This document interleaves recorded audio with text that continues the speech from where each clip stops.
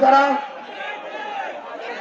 এই পর্যায়ে আমরা আমাদের এমন একজন সহযোদ্ধাকে বক্তব্য দেওয়ার আহ্বান জানাবো, যিনি এই জুলাইয়ের প্রথম দিন থেকে, যেদিন ওই 5 জুন 2018 সালের পরিপত্রটি বাতিল করা হয়, সেই 24 সালের 5 জুন থেকে এই আন্দোলনের শূন্য থেকে শুরু করে গণঅভ্যুত্থান পর্যন্ত প্রত্যেকটি ধাপে ধাপে এই আন্দোলনে গুরুত্বপূর্ণ ভূমিকা রেখেছেন। যাকে গুরুত্বপূর্ণ মনে করে ওই টিভি হারুন তার বাহিনী দিয়ে তুলে নিয়ে আমাদের সাথে একসাথে যাকে ওই টিভি অফিসে নিয়ে গিয়েছেন। প্রথম যে 3 জন সহযোদ্ধাকে প্রথম টিভি অফিসে তুলে নেওয়া হয়, তাদের মধ্যে একজন ছিলেন আমাদের জুলাইয়ের স্লোগান মাস্টার, আমাদের জুলাইয়ের সহযোদ্ধা জনাব আবু বাকের মজুমদার। এ পর্যায়ে আমাদের সামনে বক্তব্য রাখবেন আমাদের জুলাই যোদ্ধা জনাব আবু বাকের মজুমদার।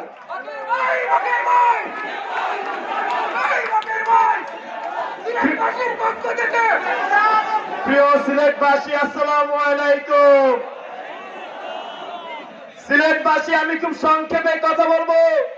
আমি এখনো ছাত্র, নিয়মিত শিক্ষার্থী, ঢাকা বিশ্ববিদ্যালয়ের।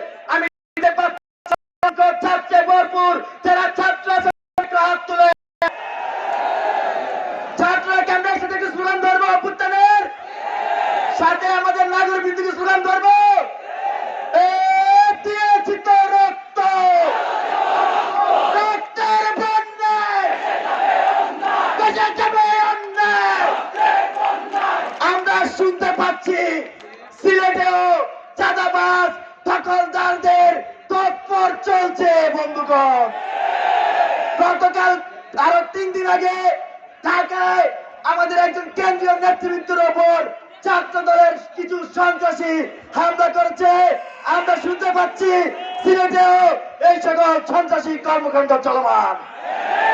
আজকের এই সমাবেশ থেকে যারা ছাত্র রাজনীতির নামে অপরাজনীতি করছে তাদেরকে হুঁশিয়ারি করে বলে দিতে চাই, এই ছাত্রদেরকে খেপাবেন না। এই ছাত্ররা জুলাই অভ্যুত্থান করেছে বন্ধুগণ। বন্ধুগণ, আরেকটি বিষয় উল্লেখ করব। আমরা দেখেছি এই অন্তর্বর্তীকালীন সরকার পে কমিশন গঠন করছে, বেতন কমিশন।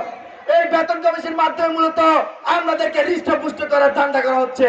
কিন্তু আমরা দেখেছি জুলাই অভ্যুত্থানে যে ছাত্ররা সবচেয়ে বেশি ভূমিকা রেখেছে তাদের শিক্ষা কমিশন কিন্তু করা হয় নাই। এটা কাদের পায়তারা? আমি অন্তর্বর্তীকালীন সরকারকে প্রশ্ন রাখতে চাই বন্ধুগণ।